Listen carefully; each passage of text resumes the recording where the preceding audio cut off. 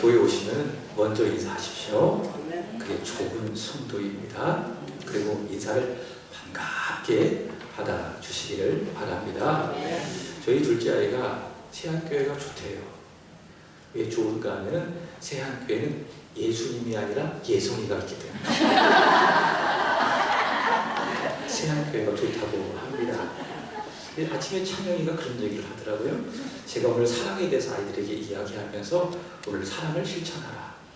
그 실천은 작은 것에서부터 시작되는데 인사하는 것이다. 그래서 말씀을 끝냈습니다.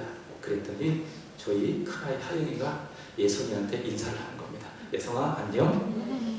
그랬더니 예송이가 인사를 안 받는 것 같아요. 그랬더니 찬영이가 하는 말이 인사 받아야 돼. 안 그러면 죽을 수도 있어요. 여러분 꼭 인사하십시오. 인사 받으십시오. 잘못하면 죽을 수도 있습니다. 다시 한번 인사하겠습니다. 반갑습니다. 사랑합니다. 축복합니다. 참 나오셨습니다. 여러분 안 죽습니다. 인사를 잘 받으셨기 때문에. 한 사람을 여러분에게 소개를 합니다. 지금은 고인이 되셨습니다. 2016년 1월 49세의 일기로 세상을 떠난 숨참에 살았던 박진식 시인이라는 분이 있습니다. 그의 별명은 이겁니다. 돌시인입니다. 돌시인. 왜 돌시인인가? 9살 때에 희귀병에 걸렸습니다. 그래서 온 몸이 돌처럼 굳어 보였기 때문에 그는 돌시인이라고 불립니다. 그의 나이 25살 때였습니다. 온몸이 굳어 있으니까는 얼마나 힘들겠어요. 거기에 더해져서 온몸이 여기저기 아픈 겁니다. 그래서 그럴 때가 있겠죠. 너무 아프면은 죽고 싶다. 그럴 때가 있지 않습니까? 그래서 죽고 싶었어요. 너무 아파가지고 스스로의 죽음을 선택하고 싶었습니다. 그러나 한편으로는 내가 이렇게 죽어서는 안 되겠다. 이렇게 죽으면 너무 억울하다. 이런 생각을 갖게 되어졌습니다. 그리고 마음속으로 살아야 되겠다. 죽고 싶어도 나는 살아야 되겠다라고 마음으로 굳게 결심을 하면서 내가 살아야 되는 삶의 의미를 찾기 시작했습니다. 그리고 그는 책을 펴기 시작했습니다. 영어를 혼자 독학으로 공부하고 한문을 혼자 독학으로 공부하고 그러면서 그런 많은 책들을 읽어가기 시작했습니다. 그리고 하나씩 글을 써가면서 그는 시를 쓰기 시작을 했습니다.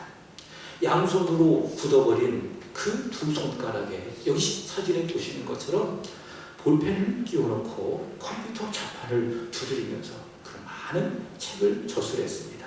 특별히 그가 썼던 자서적인 책이 하나 있습니다. 한번 따라서 해볼까요? 절망은 희망의 다른 이름이다. 자, 그가 쓴 책이 무엇이라고요? 절망은 희망의 다른 이름이다. 이 책을 그는 썼습니다. 그 책 서문에 그가 이렇게 이야기했습니다. 지금 살기 힘들어 절망하신 분이 있다면 저의 이야기를 듣고 부디 힘을 내시기 바랍니다. 저는 꿈만 꿀 수 있어도 행복한 인생이라고 생각을 합니다. 아무리 참담한 현실에 처했어도 여러분 살아있는 한 절대로 꿈을 버리지 마십시오. 그리고 마지막에 이렇게 이야기합니다. 그리고 여러분 절대로 울지 마십시오. 그가 이렇게 이야기를 했습니다. 그가 지은 시를 하나 소개하고 싶습니다. 시의 제목이 무엇인가 하면은 내 마음의 신앙. 여러분에게 소개하도록 하겠습니다. 잘 들어보시기 바랍니다. 세상에는 너무나도 많은 신이 있어요. 어찌나 많은지 말들도 많아요. 하나님도 한 분이신데 예수님도 한 분이신데 다른 하나님도 너무 많아요. 다른 예수님도 너무 많아요. 너무 아파서 너무나 괴로워서 간절히 기도하고 싶은데 어떤 하나님에게 어떤 예수님에게 기도해야 하는지 너무나 혼란스러워요. 차라리 기도하지 말까 고민하다가 어린 시절 크리스마스 때 교회 가서 들었던 예수님께 기도드렸더니 성령의 역사하심이 그런 것인지 어느 날부터인가 내 안에 예수님이 보여요. 예수님 안에 내가 보여요. 그가 이런 시를 썼습니다. 여러분, 우리가 절망하지 말아야 되는 여러 가지 이유가 있습니다. 이 박진식 시인의 말처럼 절망을 희망의 다른 이름으로 우리가 믿어야 되는 이유가 있습니다. 무엇입니까? 예수님이 계시기 때문에 그렇습니다. 내 안에 누가 계십니까? 예수님이 계시기 때문에. 그리고 예수님 안에 있는 나를 내가 보기 때문에 우리는 어떤 상황에 놓이다 할지라도 절망하지 말고 그 절망을 소망의 다른 이름으로 보고 절망을 해석하고 절망을 대처해야 될 줄로 믿습니다. 그러므로 지난 주일에도 말씀을 드렸고요. 그리고 금방 월상 예배 때에도 주시는 말씀이 있더라고요. 시편 43편 5절에 보면 이런 말씀이 있습니다. 한번 읽어보도록 하겠습니다. 시작. 내 영혼아 어찌하여 내가 낙심하며 어찌하여 내 속에서 불안해하는가. 너는 하나님께 소망하더라. 그가 나타나 도우심으로 말미암아 내 하나님을 유지하니 찬송하리로다. 아멘. 힘들다고요. 경제적으로 어렵다. 아프다. 기도한 것처럼 요즘 어떤 세상입니까? 옷깃만 스쳐도 무섭다. 이렇게 우리가 느낀다 할지라도 여러분, 우리가 그것 때문에 낙심하지 말고 불안해하지 말고 절망하지 말고 어떻게 해야 됩니까? 소망을 가져야 합니다. 하나님께 소망을 두어야 합니다. 이게 누굽니까? 우리예요. 그리스도인이에요. 또 그렇게 살아가는 것이 무엇입니까? 그리스도인은 생활이다. 이렇게 말씀을 드리고 싶습니다. 우리 서로 인사하겠습니다. 절망하지 맙시다. 절망하지 맙시다. 소망을 가집시다. 소망을 가집시다. 오늘 말씀은 하나님의 아들이시고 그리고 그리스도이신 예수를 믿는 사람은요, 생명을 얻는다. 예수를 믿는 사람은, 예수님을 믿고 순종하는 사람은 절망을 가졌다 할지라도 소망을 얻는다. 이 복음을 알려주고 있는 예수 그리스도께서 행하신 세 번째 표적입니다. 여러분, 요한복음에는 예수님께서 어떤 분이신지 7가지로 소개하고 있다고 이야기했죠. 첫 번째 생명의 떡이시다. 두 번째 세상의 빛이시다. 세 번째 양의 물이시다. 네 번째 선한 목자이시다. 다섯 번째 부활 생명이시다. 여섯 번째 길, 진리, 생명이시다. 마지막으로 참 포도나무이시다. 그 예수 그리스도께서 또한 요한복음에는 7가지 표적을 행하셨죠. 첫 번째 표적은 무엇입니까?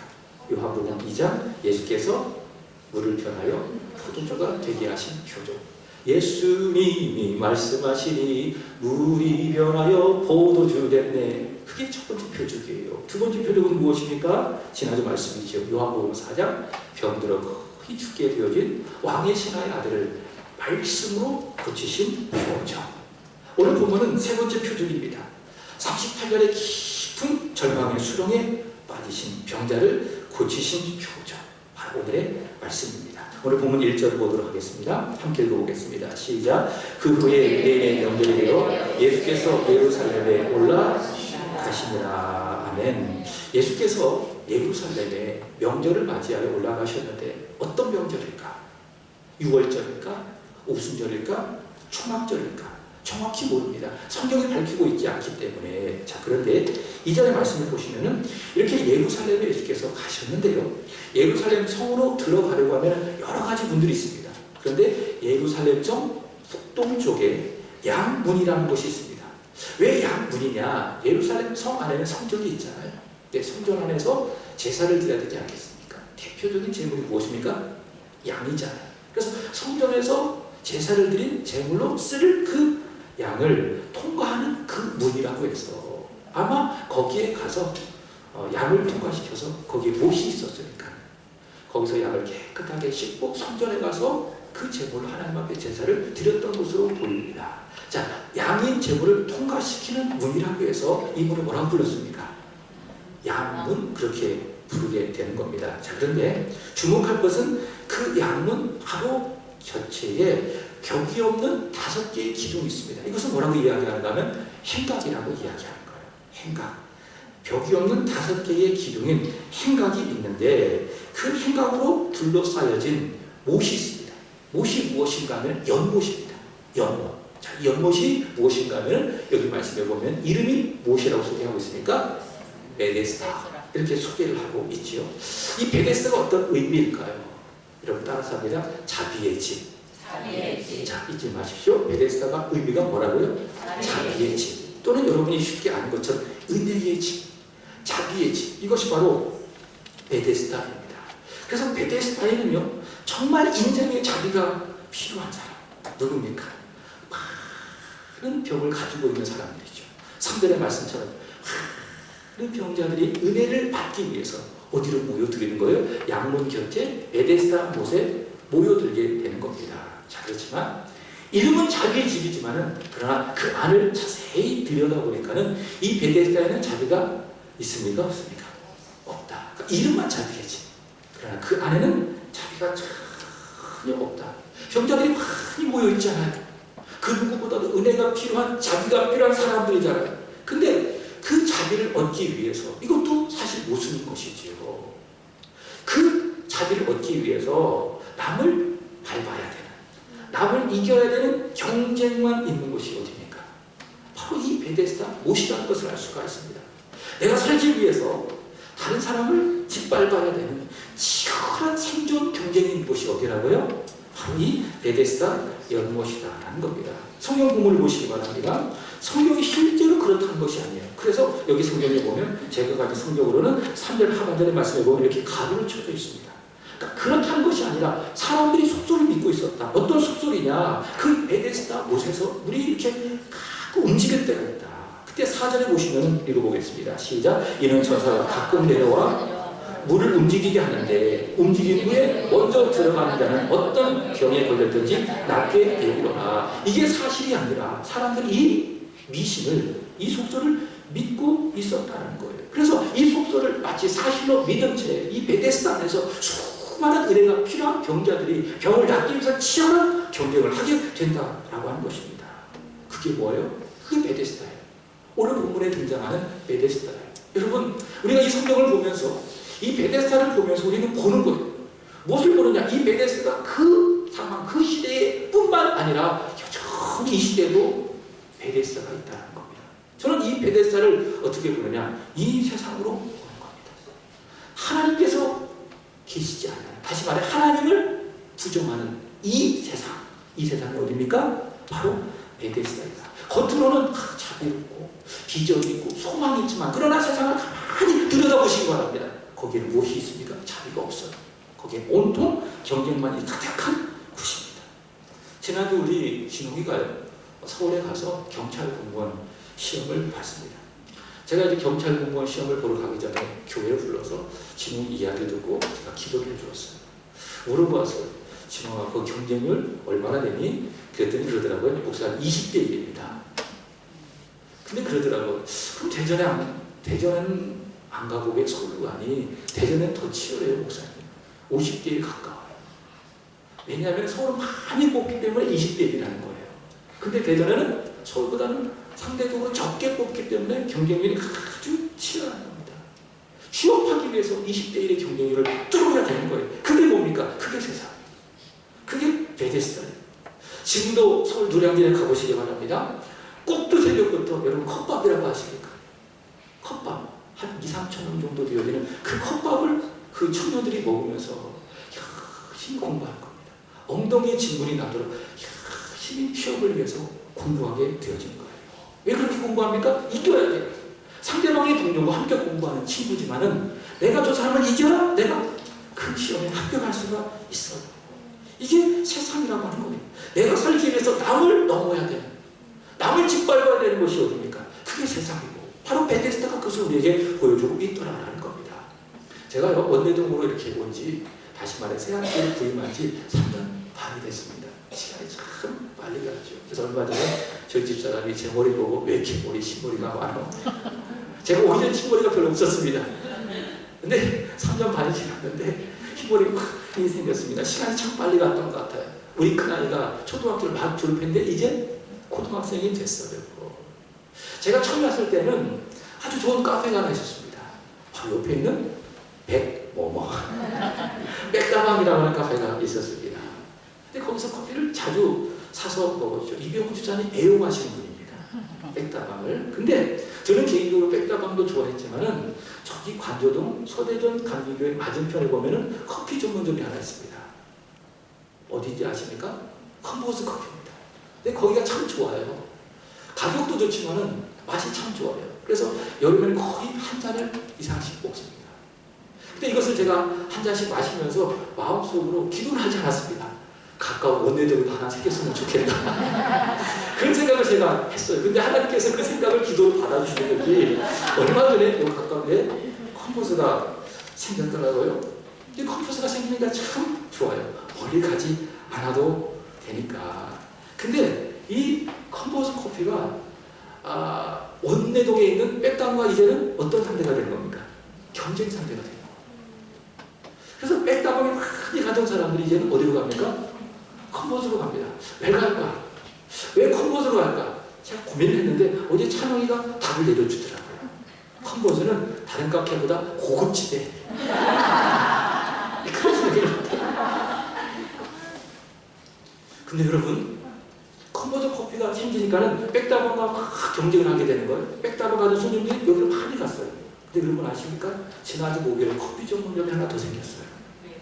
뭡니까? 홈플러스 아주 맞은편에 백다방과 5m 조금 안 되면 10m 안쪽에 무엇이 생겼어요? 메가커피가 생겼어요. 그래서 이제 3타전이 됐어요. 백다방, 컴포즈, 그 다음에 메가커피. 이게 뭡니까? 이제는 세상이 됩니다. 내가 살기 위해서 서로 동정해야 되는 그런 세상. 이것으로 바로 베데스다와 같은 세상이 아닌가. 내가 살기 위해서 상대방을 밟아야 되고 상대방을 넘어야 되는 정경만 가득한 곳, 바로 이것이 이 세상이고 바로 베데스다가 아닐까라는 것을 우리는 확인하게 되어집니다. 오늘 본문을 보시기 바랍니다. 이 베데스다에 많은 병자들이 있지요. 3절 말씀을 보도록 하겠습니다. 그 안에 많은 병자들이 있었는데 소개합니다. 첫 번째 누가 있었습니까? 맹인이 있었고요. 두 번째로는 다리 저린 사람, 세 번째로는 혈기 많은 사람들이 누워 있었다. 이렇게 소개를 하고 있습니다. 우리 장로교회, 그리고 제가 추구하는 이 장로교시라고 하는 잘 표현하신 목사님이 한 분 있습니다. 누구인가? 아더 핑크라고 하는 목사님이 계시는데 이분이 이 세 가지 부류의 사람을 이렇게 해석했어요. 첫 번째, 맹인은 뭐냐? 하나님을 볼 수 없는 영적인 맹인, 바로 이 사람들을 의미한다. 두 번째는 누가 있습니까? 다리 저는 사람. 하나님을 볼 수 없으니 하나님께로 갈 수 없는 사람. 자기 다리를 가지고 하나님께 갈 수 없는 사람, 그것이 바로 다리 저는 사람이다. 세 번째 누가 있습니까? 혈기 많은 사람이 있죠. 혈기 많았다는 것은 손이 말랐다. 이것을 해석하게 되어지는데 자신의 손으로 하나님을 섬길 수 없는 그런 사람, 바로 혈기 많은 사람이다. 이렇게 아더핑크 목사님은 소개를 하고 있습니다. 하나님을 볼 수 없어요. 눈이 까맣게 가려졌어요. 그러니 하나님을 볼 수 없고, 그러니 하나님께 다가갈 수도 없고, 내 손을 가지고 내 몸을 가지고 하나님을 섬길 수 없는, 하나님 없는 이 세상 사람들, 이 세상 사람들을 바로 이 육체적인 질병을 통해서 보여주고 있다고 하는 사실이지요. 자, 주목할 것이 하나 있습니다. 이들이 다 어떠한 상태에 있는가 하면 다시 3절의 말씀을 보시기 바랍니다. 어떻게 했어요? 맹인, 다리 저는 사람, 혈기 많은 사람. 잘 보십시오. 두 글자가 있죠. 무엇입니까? 누워있다. 누워있다. 누워있다 어떤 의미입니까? 여러분 아프면 누워 계시잖아요. 그럼 아무것도 하기 싫잖아요. 무기력, 무능력. 저도 힘들면 그냥 소파에 이렇게 누워있어요. 그럼 아무것도 하기 싫거든요. 누워있으면. 그래서 여러분 누워있지 마십시오. 힘들어도 일어서십시오. 왜? 누워있으면 아무것도 하기가 싫은 거예요. 벌떡 일어서가 주께서 여러분에게 맡긴 일들을 해야 되는 것입니다. 사람이 누워있는 것은 무엇입니까? 난 아무것도 할 수 없어요. 나 좀 도와주세요. 그 상태로 사람들이 무기력하고 무능한 상태로 누워있는 것입니다. 자, 그런데요, 오늘 성경 본문은 이렇게 맹인 중에서, 다리 저린 사람 중에서, 혈기 많은 사람들이 누워있는 사람들 중에서 한 사람을 주목하고 있는 것을 볼 수가 있습니다. 자, 누군가? 5절 말씀을 보시기 바랍니다. 시작. 거기 38개 된 병자가 있더라. 자, 누가 있어요? 병자가 있어요. 근데 요한이 38년 된 병자라고 특별히 이 병자를 소개하고 있는 것은 그 이유가 있겠죠. 어떤 의미일까? 이는 38년이라는 긴 시간 동안 예수님 날보다 많잖아요. 그죠? 지금 이 베데스다 곳에 찾아오신 예수님 날보다 많은 그 오랜 시간 동안 치유될 수 없는 불치의 병을 앓고 있다. 그것을 표현하기 위해서 성경은 뭐라고 이야기합니까? 그 그 병자를 38년 된 병자라 이렇게 소개하고 있습니다. 치료받을 수 없는, 치료될 수 없는 아주 절망적인 그 상태, 오랜 시간 동안 그 고질적인 병에 걸려있는 이 병자를 소개하고 있습니다. 자, 그런데요, 이 사람에게도 소망이 있어요. 어떤 소망이 있는가 하면 아주 신라 같은 소망이 있습니다. 마치 야구를 하면 한화 이글스가 확 지고 있는데 제가 끝까지 보고 있거든요. 예, 9회 말에 말로 없는 쳐가지고 역전할 수도 있다. 그 신라 같은 소망을 가지고 제가 가끔 야구를 보고 있거든요. 이 사람도 그런 소망을 갖고 있습니다. 이루어질 수 없는 아주 신라 같은 소망이 있는 겁니다. 그것이 무엇이면 앞서 읽었던 3절과 4절의 말씀을 보시면은 천사가 모세에 내려와서 물이 막 움직이게 될 때에 거기에는 모든 병자들 중에서 제일 먼저 그 못으로 들어가는 사람이 어떻게 된다? 나는다. 이런 아주 신라 같은 소망을 가지고 이 38년 된 병자가 이 베데스다 못에서 기다리고 있는 것이에요. 자, 그런데요, 이 병자가 주님을 만나서 하는 말을 잘 들어보시기 바랍니다. 자, 이 소망의 실체가 어떤 것인지 우리 7절 읽어보도록 하겠습니다. 시작. 병자가 대답하되 주여 우리 믿을 때에 나를 못에 넣어주는 사람이 없어. 내가 가는 동안에 다른 사람이 먼저 내려가나이다. 아멘. 절망적인 아주 신라 같은 소망이 있습니다. 근데 그 소망조차도 이 병자의 말을 들으면 이루어지기가 됩니까? 안 됩니까? 안 됩니까? 거의 불가능한 거예요. 거의 불가능한. 소망을 갖고 있지만은 그러나 그가 그 현실은 절대로 그 소망을 이룰 수 없더라. 현실적으로. 그래서 이 사람이 가지고 있는 소망은 어떤 소망인가? 허황된 소망인가? 가짜 소망인가? 소위 말해서 희망 공허를 계속 당하고 있는 그런 상태예요. 조금 더 강하게 이야기한다면 이 사람은 지금 베데스다 못에 있는 이 사람은 아무 희망도 없어요. 온통 절망밖에 없다는 겁니다. 이 절망뿐이 이 사람의 마음을 보시기 바랍니다. 이 사람의 마음의 상태가 어떤지. 38년이라고 절망의 긴 시간을 보내면서 그 마음속에 고통이 쌓여져가는 거예요. 몸도 아프지만 몸이 굳어져서 볼처럼 몸도 아프지만 그것과 함께 마음도 아파지는 거예요. 마음의 고통이 점점 쌓여서 7절 다시 보시면 주여 우리 움직일 때 나를 못에 넣어주는 사람이 없어서 내가 가는 동안에 다른 사람이 먼저 내려가요. 여러분 어떻게 들으십니까? 그 고통 속에서, 기다리는 고통 속에서 주님을 향하여 쏟아내어지는 무엇이 느껴져요? 원망이 느껴져요. 그리고 불평함이 느껴져요. 그리고 이런 뉘앙스도 들리지 않습니까? 내가 이렇게 낫지 않은 것은 남 탓하는, 다른 사람 때문에 그렇습니다. 뭐 하고 있어요? 남 탓을 하고 있습니다. 정말 이 병자는요, 안으로나 밖으로나 온통 절망뿐인 사람, 원망과 불평이 극한 사람, 지금 이 상황과 처지에 대해서 남 탓하고 있는 그런 아주 불쌍한 사람, 불행한 사람이 아니겠습니까? 자, 그런데 이렇게만 끝났더라면 이 말씀은 성경에 기록될 이유가 없어요. 이건 다른 데서나 들을 수 있는 그냥 이야기가 될 수 있어요. 그러나 오늘 본문에는 그런 것으로 끝나지 않습니다. 복음을 말해주고 있습니다. 이 절망뿐인 병자에게 소망이 찾아왔다. 이 사람 안에서 사람들에게서 소망이 찾아온 것이 아니라 하늘에서 그 소망이 진짜 찾아왔다. 그 소망이 무엇입니까? 예수 그리스도. 소망이신 예수 그리스도가 온통 절망뿐인 이 사람에게 찾아왔다. 요한은 말하고 싶습니다. 그분이 누구시라고요? 예수 그리스도. 바울이 디모데전서 1장 1절에서 말하고 있는 것처럼 소망이신 예수 그리스도, 하나님의 아들이신 예수 그리스도가 바로 이 사람에게 찾아왔다는 겁니다. 그래서 이 명이 뭐라고 이야기한 거예요? 기쁜 소식. 뭐라고 이야기하죠? 복음이라고 이야기하고 있습니다. 여러분, 바로 이 복음. 이 복음을 우리는 이 본문을 통해서 발견하게 되는 것입니다. 그러므로 사랑하는 여러분, 예수를 믿는 사람은요, 절망 중에서도 낙심할 이유가 있어요? 없어요. 서론에 말씀해드린 것처럼 절망은 무엇입니까? 또 다른 이름이에요. 무엇에? 소망의 또 다른 이름. 그렇기 때문에 절망 중에서도 우리는 기뻐할 수 있어요. 감사할 수 있어요. 기대하고 기도할 수 있어요. 왜? 그 절망을 소망으로 바꿔주신 예수님이 내 안에 계시기 때문에. 오늘 본문에는 절망을 소망으로 바꾸시는 예수님, 그의 복음을 세 가지로 전하고 있습니다. 잊지 마십시오. 따라서 하겠습니다. 찾아오셨다. 다시 한번 찾아오셨다. 첫 번째 표적이 무엇입니까? 물을 변하여 포도주로 만드신 효죠. 두 번째는 무엇입니까? 왕의 신하의 아들을 고치신 표적. 이 두 표적의 공통점은 무엇이냐? 절망을 당한 사람이 예수님을 먼저 찾아간 겁니다. 마리아가 예수님께 찾아갔잖아요. 왕의 신하가 죽는 아들을 놓고 예수님께 달려갔잖아요. 그리고 청했잖아요. 그러나 세 번째 표적은 다릅니다. 절망을 당한 사람이 예수님을 찾아간 것이 아니라 반대입니다. 누가? 예수께서 먼저 그를 찾아가셨다라는 겁니다. 자, 그렇다면 일절이 해석되는 것이죠. 그때에 유대인의 명절이 되어 예수께서 예루살렘으로 올라가시니라. 왜 가셨을까요?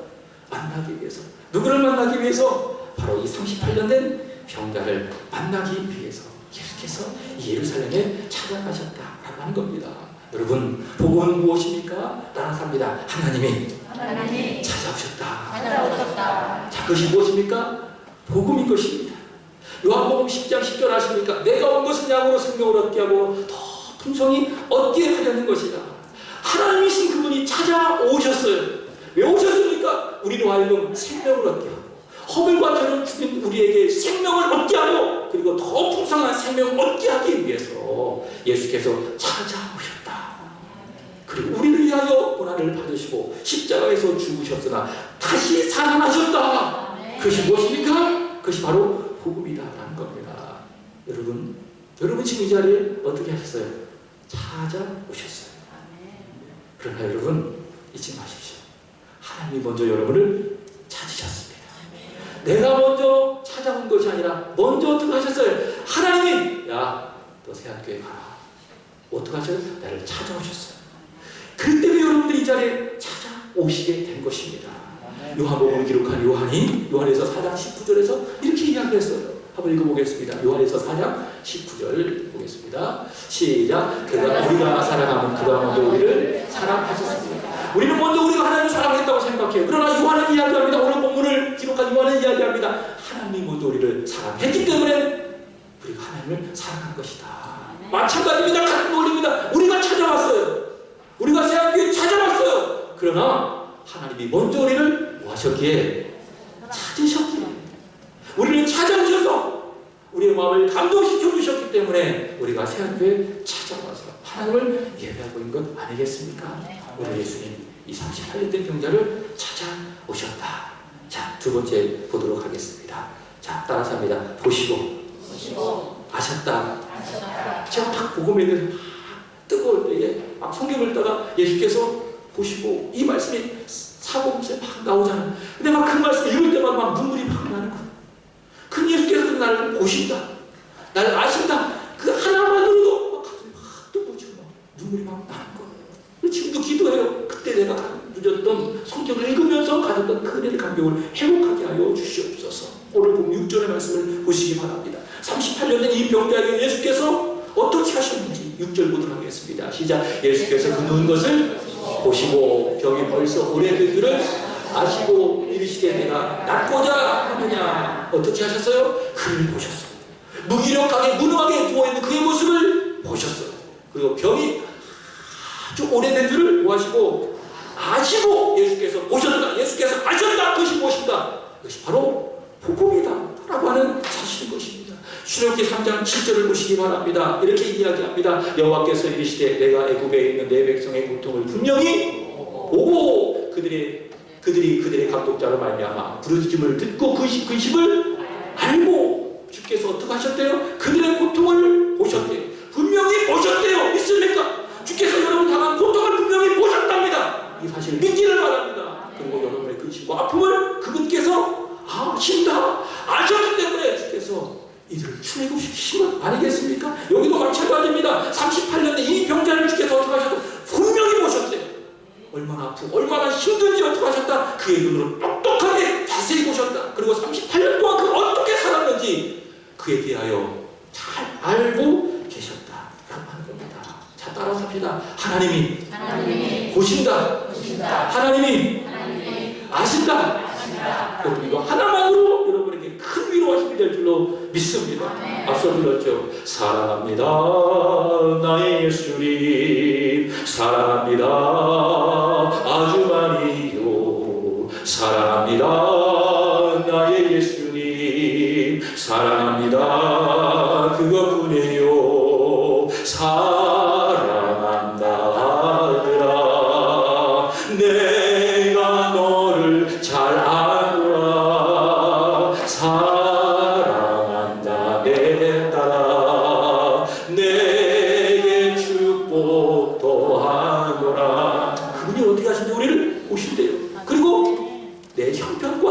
마음의 상태와 내 모든 것들을 뭐 하신다? 아신다. 이것 하나만으로 여러분 주님 앞에 고백할 이유가 있는 거예요. 사랑합니다. 감사합니다. 내 병 낫지 않나 해도, 내 어려움 해결되지 않나 해도 이것 하나만으로 그가 나를 아신다, 그가 나를 보신다 하나만으로 충분히 우리 하나님을 향하여 사랑한다 고백할 수 있다. 그분께 감사하며 그분을 향하여 기도하고 예배할 수 있다는 겁니다. 자, 세 번째입니다. 따라갑니다. 말씀하셨다. 6절 다시 보시기 바랍니다. 이 병자에게 예수께서 말씀하십니다. 네가 낫고자 하느냐. 말씀하시는 거예요. 8절도 마찬가지. 이르시되 일어나 내 자리를 들고 걸어가라. 네가 낫고자 하느냐. 일어나 내 자리를 들고 걸어가라. 뭐 하시는 거예요? 이르시되 말씀하시는 거예요. 여러분, 예수께서 어떻게 물을 변화로 포도주로 만드셨습니까? 물을 흙에 넣어라. 말씀하셨잖아요. 왕의 신하에게 어떻게 말씀하셨습니까? 가라. 네 아들이 낫다. 전능하신 하나님의 아들께서 말씀하시니 그대로 되는 거예요. 여기도 마찬가지요. 네가 낫고자 하느냐. 일어나 네 자리를 들고 걸어가라. 그분께서 말씀하시니 이 병자가 일어서게 되는 겁니다. 사랑하는 여러분, 쓰러져 계십니까? 절망의 힘부렁퉁에 여러분 주저앉아 계십니까? 오늘 주의 말씀을 들으십시오. 일어나십시오. 자리를 들고 걸어가시기를 축복합니다. 나의 등 뒤에서 나를 도우시는 주, 나의 인생 길에서 지치고 고나여 매일처럼 주저앉고 싶을 때 나를 밀어주시네. 예수님, 일어나 걸어라. 내가 새 힘을 주리. 일어나 걸어라. 내 너를 도우리. 온통 절망꾼 이 38년 된 병자에게 주께서 찾아오시고 그를 보시고 그의 병세를 아시고 그에게 말씀하시니 이 병자가 어떻게 했습니까? 그 예수님을 봤어요. 누워서 주님을 보는 거예요. 이렇게 누워있잖아요. 무기력감과 절망 가운데 이 병자가 주님을 이렇게 보는 거예요. 그리고 주의 말씀을 믿는 거예요. 그리고 순종했어요. 그랬더니 9절의 말씀을 보시기 바랍니다.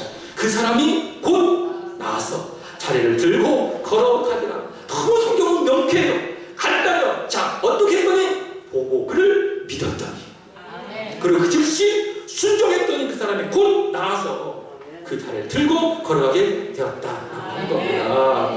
간단해요. 복잡하게 생각 없었어요. 주님 보면 돼요. 주님의 말씀을 믿으면 돼요. 그리고 생각하지 말고 망설이지 말고 순종하기만 하면 어떻게 됩니까? 일어나게 되는 거예요. 절망하고 소망으로 바꾸게 되는 것 아니겠습니까? 그러나 반대로 생각해 보세요.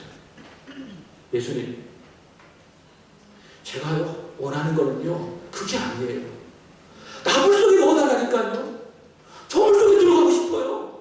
아무도 나한테 물속에다 던져준 사람이 없잖아요. 그렇게 말씀하지 마시고 나를 물속에 넣어주세요. 그렇게 자기를 주장했더라면 이런 기적이 일어날 수 있었을까? 주님, 저는 지금까지요 누구를 믿어본 적이 없어요. 단 한 번도 저에게 도와주는 사람이 없어요. 그러니 그런 말씀하시지 마세요. 주님을 불신했다거나 주님의 말씀을 의심했다면 제가 38년 된 병을 앓고 있습니다. 주님 나이 보아하니 30대 조금 넘은 것 같은데 주님 나이보다 더 많은 병을 제가 앓고 있는데 당신이 의사도 아니고 주님의 의사도 아니고 제게 말씀만으로 치유한다니요? 제가 믿을 수 없습니다. 이렇게 불신했더라면 여러분 이 병자가 이런 소망을 가질 수가 있었겠는가? 이런 치유를 가질 수가 있었겠는가? 그러나 그는 의심하지 않았어요. 믿었어요. 즉시 믿었어요. 즉시 순종했어요. 그러니 그 절망이 바뀌어 소망이 되는 겁니다. 복음의 역사가 있고 은혜가 임하게 되는 것 아니겠습니까? 하나만 더 전하고 마치도록 하겠습니다. 그릇이 있습니다. 자, 그릇이 있는데 이 그릇에다가 물을 담기 위해서 어떻게 해야 됩니까? 반대로 생각해요. 엎어주면 안 됩니다. 그죠? 엎어줬다가 아무리 거기다 물을 부어도 절대로 이 그릇 안에 물이 담겨질 수가 없는 겁니다. 우리가 가지고 있는 믿음과 수는 그릇과 같지 않을까요? 하나님의 말씀이 내게 들려져요. 늘 들어요. 자주 들어요. 근데 늘 우리는 우리 마음의 그릇을 어떻게 하나 엎어놔요. 큰 의심에 과연 그럴까? 이게 하나님의 하나님의 말씀인데 과거 오래전 2000년 전 있었던 말씀이 오늘날 이루어진 말씀이 될까? 뭐예요? 의심이에요. 그럼 믿지 않아요. 뭐 하는 거예요? 마음의 믿음과 순종의 그릇을 엎어놓는 거예요. 그럼 하나님의 은혜 기도가 내게 임한다 할지라도 축복이 임합니까? 임하지 않습니까? 절대로 임하지 않아요. 그럼 어떻게 해야 돼요? 믿음과 순종의 그릇을 올려놔야 돼요. 바로 놓으셔야 돼요. 그 믿음과 순종의 그릇이 돼요. 거기에 하나님의 은혜가 임하는 하나님의 축복이 임하고 하나님의 기적이 임하고 여러분 삶 속에 절망이 바뀌어 소망이 될 줄로 믿습니다. 사랑하는 여러분, 예수님은 하나님의 아들이십니다. 그분은 그리스도이십니다. 그분은 나를 찾아오시고 나를 보시고 나를 아시고 나에게 말씀하시는 예수 그리스도, 그분은 하나님이십니다. 여러분 그분을 보십시오. 그분의 말씀을 귀담아 들으십시오. 그리고 주저하지 마시고 망설이지 마시고 즉시 순종하시기 바랍니다. 믿고 순종하는 자에게 절망은 소망의 또 다른 이름이 될 것입니다. 기도하겠습니다. 사랑하는 주님, 소망의 주님을 찬양합니다. 우리에게 찾아오시고 다가오시고 보시고 아시고 말씀해 주신 주님이 있어 참 행복합니다. 이 소망의 주님으로 우리 남은 인생을 살아가되 절망 속에서도 소망을 보며 소망 가운데 기뻐하며 감사하며 기도하며 살아갈 수 있는 저희들 다 되게 하여 주옵소서. 이러한 절망 중에 소망을 보는 사람, 오늘 여기 모여 예배하는 사랑하는 성도들, 온라인으로 예배하는 성도들 되게 해 주옵소서. 그리스도 예수의 이름으로 기도하옵나이다. 아멘. 우리 청년부 부르셔서